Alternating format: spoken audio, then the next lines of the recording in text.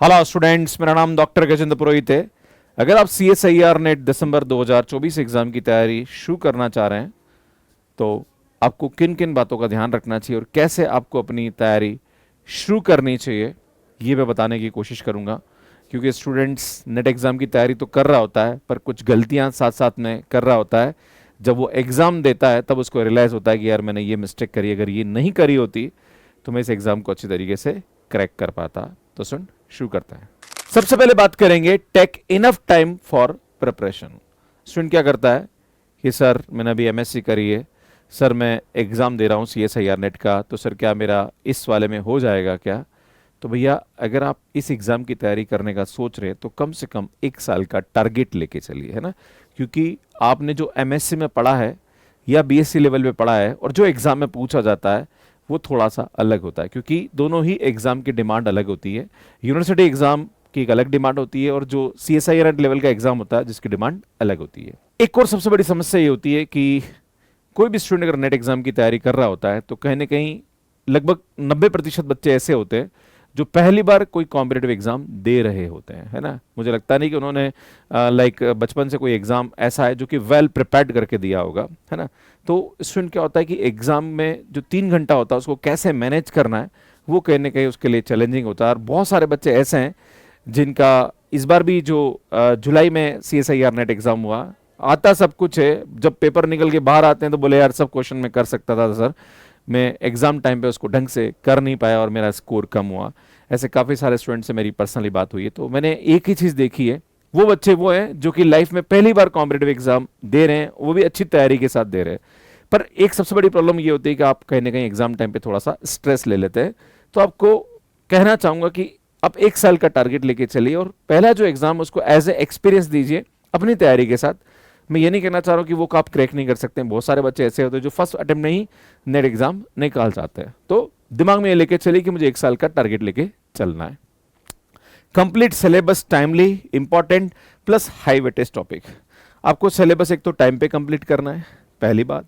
दूसरी बात, वो टॉपिक जो हाई वेटेज है उनको आपको ज्यादा करना चाहिए, जैसे लीनियर अलजेब्रा है, रियल है, कॉम्प्लेक्स है, मॉडर्न है, इनका ज्यादा वेटेज होता है। इस बार भी लीनियर अलजेब्रा में लगभग 11 क्वेश्चन आए थे, रियल एनालिसिस में भी लगभग 10 से 12 क्वेश्चन पूछे गए थे। तो इन दोनों का वेटेज अराउंड 130 से 140 मार्क्स के आसपास था। और अगर कॉम्प्लेक्स और मॉडर्न को मिला दिया जाए तो लगभग 200 से ज़्यादा मार्क्स का ये वेटेज रखता है। तो इन टॉपिक को ज़्यादा आपको करना चाहिए। अप्लाइड भी ज़रूरी है। इस बार का अप्लाइड थोड़ा टफ था, पर हाँ, अप्लाइड में कुछ क्वेश्चन ऐसे भी थे जो कि कोई भी स्टूडेंट कर सकता है, जैसे इंटीग्रल इक्वेशन है, COE है, PDE के क्वेश्चन है, मार्को है, LPP है, या न्यूमेरिकल क्लासेस है। तो स्टूडेंट आप इन टॉपिक को भी अच्छे तरीके से प्रिपेयर कर सकते हैं। वैसे अगर आप ये देखना चाहते हैं कि सर सब्जेक्ट में कौन कौन से टॉपिक ऐसे हैं जो कि ज़्यादा हाई वेटेज के हैं, तो इस पर मैंने एक डिटेल वीडियो अपने यूट्यूब पे बना रखा है, आप जाके देख सकते हैं। यहाँ पे थंबनेल आपको नजर आ रही होगी। Take time to refer books. मैं आप सभी से कहना चाहता हूं कि बुक को आपको रेफर करना चाहिए, पर उसके लिए आपके पास समय होना चाहिए। अगर आप 1 साल का टारगेट लेके चल रहे हैं तो आप बुक रेफर कर सकते हैं, है ना। अगर आप चाहते हैं कि सर कौन कौन सी बुक हमें रेफर करना चाहिए, इस पर भी मैंने यूट्यूब पे बहुत अच्छा वीडियो बना रखा है, जहाँ पर आपको मैंने सब्जेक्ट वाइज बुक बता रखी है कि आपको कौन कौन सी बुक को रेफर करना चाहिए, है ना। तो आप देख सकते हैं। तो सब्जेक्ट वाइज आप बुक रेफर कर सकते हैं अगर आपके पास इनफ समय। पर किताबें पढ़ने से पहले उसको समझने लेवल का कंसेप्ट आपका क्लियर होना चाहिए। अगर आपको कुछ आता नहीं और आप किताबें खोलने बैठ जाएंगे तो हो सकता है आप परेशान हो जाए, आप कोई लगे कि यार मेरे को कुछ नहीं आता है, राइट। तो किताबें पढ़ने के लिए थोड़ा सा नॉलेज उस लेवल का होना आवश्यक है। Try new strategies. अगर आपने एक अटेम्प्ट दे लिया है और आपके मार्क्स अच्छे नहीं आ रहे हैं, कुछ कमियां हो रही हैं, तो आपको कहीं ना कहीं अपने स्ट्रेटजी को चेंज करने की जरूरत है। आपको समय देना पड़ेगा। इस एग्जाम की तैयारी करने के लिए लगभग 4 से 5 घंटे डेडिकेट करना आवश्यक है। अगर आप हमसे पढ़ रहे हैं मैथ्स केयर पे, तो कहीं ना कहीं कम से कम 2 से 3 क्लास में आपकी लेता हूँ, साथ में आपको उसके शॉर्ट नोट्स बनाने हैं, प्लस आप जनरल एप्टीट्यूड के लिए कहीं ना कहीं टाइम निकाल रहे हैं, प्लस आप रिवाइज कर रहे हैं, तो उतना टाइम आपको कंसिस्टेंटली देना पड़ेगा, तभी आप इस एग्जाम को अच्छे तरीके से प्रिपेयर कर पाएंगे। बात करते हैं mind set to get the safe score.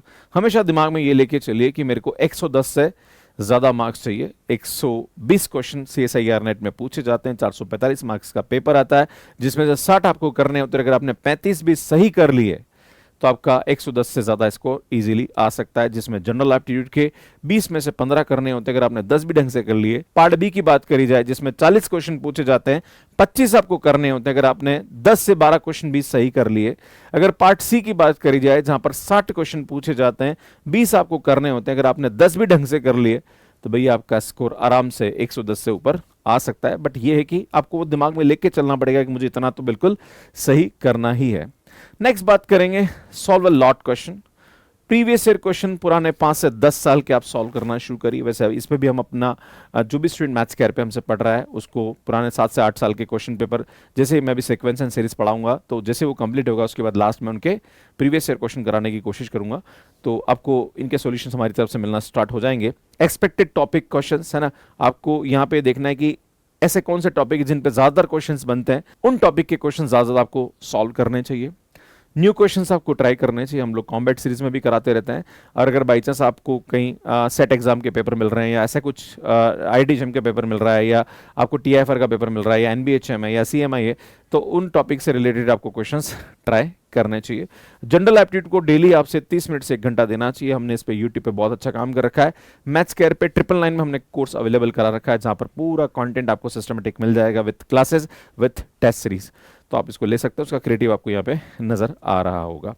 Revise and practice is very important. कितना ही पढ़ लीजिए, जब तक आप उसको संभाल नहीं पाएंगे, जब तक उस नॉलेज को दिमाग में नहीं रख पाएंगे, वापस आपको फिर एनर्जी लगा के वापस पढ़ना पड़ेगा। इसलिए आप शॉर्ट नोट्स बना के डेली रिवाइज करिए। अपने टाइम टेबल में आधा से 1 घंटा रिवीजन का जरूर इंक्लूड करने की कोशिश करिए। यही सभी एडवाइस मैं आपको देना चाहूंगा।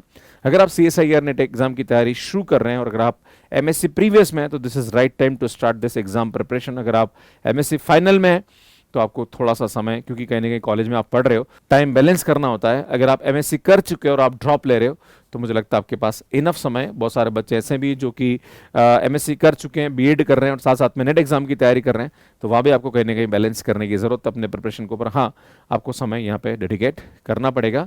बाकी इस एग्जाम से रिलेटेड अगर आपका कोई भी और डाउट है तो आप कमेंट बॉक्स में मुझे कमेंट करके पूछ सकते हैं।